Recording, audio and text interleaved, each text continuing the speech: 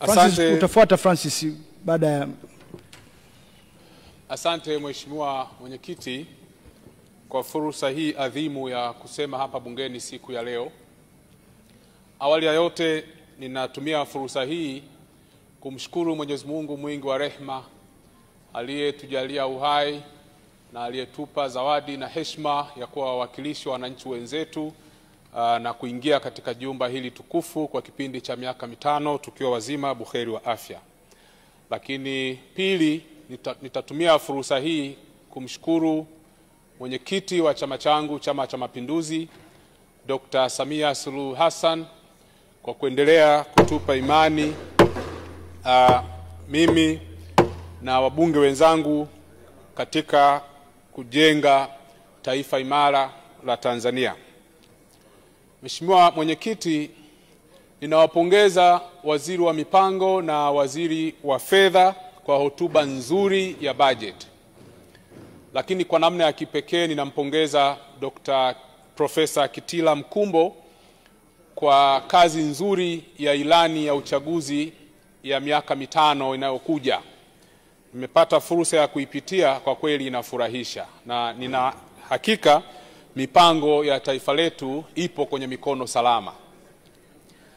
Mheshimiwa Mwenyekiti, kilichonisukuma kuzungumza leo, mbali na mambo mengi mazuri yaliyopo kwenye bajeti yetu, ni mjadala wa deni la taifa unaoendelea. Katika mjadala huu watu wanajaribu kukompea deni la taifa katika kipindi cha miaka 5, 10 iliyopita na miaka 20, 30 iliyopita. Basi na mimi nikaamua kufanya uchambuzi kidogo ili niweze kuona tulikuwa wapi, tumefika wapi na tunaelekea wapi na kwa nini tumefika hapa tulipofika. Nikasema basi na mimi walau nitoe mchango wangu wa senti 2 katika mjadala huu kama ifuatavyo. Kwanza, Mheshimiwa Mwenyekiti, bahati nzuri wewe umekulia kwenye sekta binafsi na hivyo nafahamu na uelewa mpana wa umuhimu wa kukopa kwenye biashara kubwa.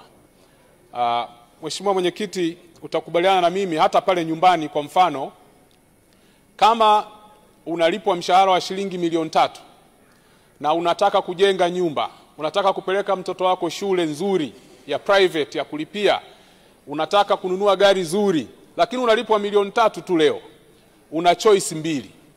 Udundulize savings zako kwenye hiyo milioni 3 ili uje ununue gari baada ya miaka 30, uje ujenge nyumba baada ya miaka 30, ama ukakope leo, ufanye kazi kwa bidii leo, ujenge nyumba nzuri leo, uishi kwenye nyumba nzuri, ununue gari zuri leo, utembee kwenye gari zuri, upeleke mtoto wako shule nzuri leo, kwa sababu pia hasubiri wewe udundulize ili umpeleke shule nzuri, manaka anahitaji kusoma leo, hahitaji kusoma kesho. Ndivyo ambavyo mashirika ya binafsi yanaendeshwa, ndivyo ambavyo nchi zinaendeshwa. Kwamba leo una mahitaji makubwa na ya muhimu leo. Huwezi kusema utaacha kukopa kwa kuogopa kukopa, kwa kuogopa kelele za wasiolitakia mema taifa letu, eti ukae huna umeme wa kutosha kwa miaka 30 ijayo, kwa miaka 40 ijayo, wakati kuna sehemu unaweza ukakopa na unakopesheka. Kwanza kule nilikozaliwa mimi, Mheshimiwa Mwenyekiti, wanaume wenye heshima ni wale wenye mikopo. Wanasema kama huna mkopo maana yake huna heshima, wewe sio mwanaume kamili. Unakuaje unaishi kifalafala hauna mkopo hata kidogo? Mwanaume lazima uwe na madeni, ndio mwanaume kamili. Kwa hivyo Mheshimiwa Mwenyekiti, katika uchambuzi wangu nikaona hivi, katika miaka ya 60 na katika mwaka 2010 ambao mimi niliingia katika bunge hili tukufu, ambapo deni la taifa lilikuwa alizidi trilioni 10, lilikuwa trilioni 9.5. Nimetazama takwimu mwaka 2010. Lakini wakati huo Mheshimiwa Mwenyekiti, budget pia ilikuwa around hapo, ilikuwa trilioni 9.5. Leo budget yetu ni takriban trilioni 56.45. Kuna jambo la ajabu deni likikua pia. Lakini GDP yetu imeongezeka. Haikuwa leo hii, haiko kama ilivyokuwa wakati deni likiwa dogo. Lakini pia miradi ya maendeleo tuliofanya katika kipindi hiki cha miaka 5-10 iliyopita, Mheshimiwa Mwenyekiti, ni mingi sana, hususan miradi ya kimkakati.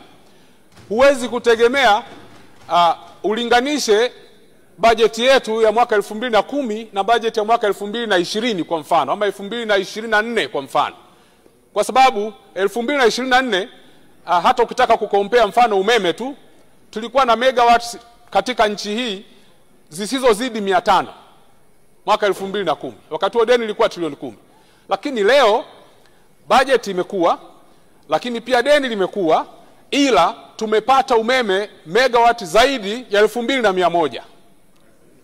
Sasa huwezi kusema bajeti ya mradi katika nchi ambao unatuletea megawatt 2100 ikaenda sawa na deni la kipindi ambacho bajeti ilikuwa trilioni 9 na tulikuwa tuna megawatt 500 tu. Hatuwezi kuwa sawa. Lakini haiwezekani ikawa sawa bajeti ambayo imeenda kujenga vituo vya afya katika nchi, kila kona, kila jimbo limepata vituo visivyopungua 3 katika kipindi cha miaka hii 5 tu. Lakini kila jimbo limepata ambulance katika kipindi cha miaka hii 5 tu. Huwezi kulinganisha bajeti ya namna hii na bajeti ya kipindi ambapo hayo mambo hayakutokea. Kwa hivyo wanaojaribu kulinganisha deni kwa kuangalia awamu za serikali wakome, kwa sababu hawatumikishi akili zao ipasavyo. Hata ukitazama tu idadi ya watu mwaka 2010 wakati deni likiwa trilioni 9.5 na leo wakati deni limefikia milioni 107, idadi ya watu pia ni tofauti. Unazungumzia population density tofauti katika miaka hii na miaka ile. Lakini leo hii unazungumzia bajeti. Muda wangu umeisha. Mheshimiwa, endelea, unaongea madini kubwa sana. Ndio kwanza nimeanza, Mheshimiwa Mwenyekiti. Endelea. Leo hii unazungumzia budget katika taifa ambalo lina watu takriban milioni 70. Huwezi kulinganisha na budget katika kipindi ambacho taifa lilikuwa na watu milioni 30. Huwezi kulinganisha. Lakini huwezi kulinganisha budget katika kipindi ambacho hatukuwa na mradi mkubwa wa daraja la Busisi na hii ya leo ambapo tumejenga daraja la Busisi katika kipindi hiki cha miaka 5. Huwezi kulinganisha budget, huwezi kulinganisha deni. Lakini pia huwezi kulinganisha deni la kipindi hicho cha mwaka 2010 na deni kama lile la India ambalo limetuletea maji ya Ziwa Victoria la bilioni 600 ukalinganisha na leo. Kipindi kile tulikuwa tuna upatikanaji wa maji pale Nzega vijijini wa 21%. Mimi ninachukua jimbo kwa mara ya kwanza. Leo hii tuna upatikanaji wa maji katika jimbo la Nzega wa 90%, Mheshimiwa Mwenyekiti. Sasa kama lile deni tulilokopa tukajenga mradi wa maji wa Ziwa Victoria umetutoa kwenye kero ya maji katika kiwango cha kutoka 21% ya upatikanaji wa maji mwaka 2010 mpaka 90%, Mheshimiwa Mwigulu, kakope. Sisi tunaishi na Watanzania masikini kule vijijini. Mimi naishi kijijini, mimi siishi Nzega mjini, naishi kijijini Puge. Kulikuwa na shida kubwa ya maji. Mimi binafsi na uwezo wangu na influence yangu tulichimba visima zaidi ya mara 3 katika kiwanja changu ambapo ninaishi na hatukupata maji. Lakini leo hii, Mheshimiwa Mwenyekiti, ukiwa naenda zako Mwanza, ukisimama pale Puge ukasema ngoja niingie kwa Mheshimiwa mbunge hapa nijisaidie kidogo, utapata maji. Ukitaka kuoga utaoga, kwa sababu tuna maji masaa 24 yanayotoka Ziwa Victoria. Kwa hivyo ule mkopo wa bilioni 600 na kitu ulieleta maji katika mkoa wote wa Tabora, wilaya za Kahama, katika mkoa wa Singida baadhi ya maeneo yatafaidika, ni mradi ambao umetokana na deni. Sasa huwezi kulinganisha faida ya sisi kupata huduma ya kijamii kama maji na uoga wetu wa kukopa. Kwa hivyo mimi sioni haja, kwa nini tuogope kukopa kama tunaenda kuleta mabadiliko makubwa kwenye maisha ya watu kiasi hiki. Puge kulikuwa hakuna maji, leo kuna maji ya bomba, maji safi na salama. Kama tunakopa tunawaletea wananchi maji, tuendelee kukopa tu. Mimi sioni shida. Bahati nzuri nikafanya tathmini nyingine, nikatazama na majirani zetu hapa. Jirani yetu ambaye watu wengi kwenye mitandao ya kijamii wanapenda kujikompea naye, nchi ya jirani ya Kenya, yeye deni lake kwa mwaka, kwenye bajeti ya mwaka huu liko 278% ya pato la taifa. Sisi ya kwetu iko 200%. Tuko vizuri kama ukikompea budget against GDP. Lakini mwaka 2010 sisi tulikuwa 35% ukikompea deni la taifa against GDP. Lakini wao au majirani zetu walikuwa 48%. Leo hii wako 67% ukikompea. Kwa hivyo Mheshimiwa Mwenyekiti, tunaenda vizuri, hatuna haja ya kuogopa kelele za watu, kwa sababu kwanza deni letu liko ndani ya threshold. Threshold ya shirika la fedha la kimataifa IMF ni 55% ya GDP. Sisi hatujafika huko. Sisi deni letu lipo kwenye kati ya 40% mpaka 48%. Nategemea unapima kwa kutumia vigezo vipi. Kwa hivyo bado ni himilivu na liko vizuri. Kwa hivyo Mheshimiwa Mwigulu, kama unakopa kuleta umeme, kopa. Kama unakopa kuleta barabara, kopa. Kama unakopa kuleta pembejeo kwa ajili ya wakulima wetu, kopa. Sisi bunge hili tutapitisha na tutawalinda, kwa sababu mnakopa katika misingi ambayo inaenda kuleta tija na ufanisi kwenye maisha ya watu ya kila siku. Na mwisho Mheshimiwa Mwenyekiti, nimalizie kwa kuwashukuru sana wananchi wenzangu wa jimbo la Nzega vijijini kwa kuendelea kunipa imani.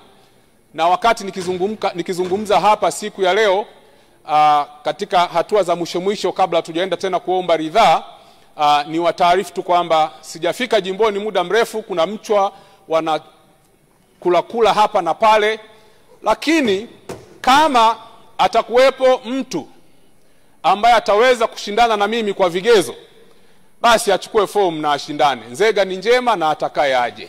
Niko imara, nitarudi jimboni kugombea, na nina hakika kwa kazi kubwa tuliyofanya kumsaidia Mheshimiwa Rais kusimamia miradi aliyotuletea kwenye jimbo letu, basi nina uhakika mtaendelea kunipa ridhaa ya kuwawakilisha kwa awamu nyingine tena. Mheshimiwa Mwenyekiti, nakushukuru, naunga mkono hoja. Asante sana Mheshimiwa Daktari Kigwangalla, daktari wa binadamu, lakini leo ameongea kama daktari wa uchumi. Asante sana. Na kwa kuwa umeshakutana na chuma, mimi nakunoa kwanza.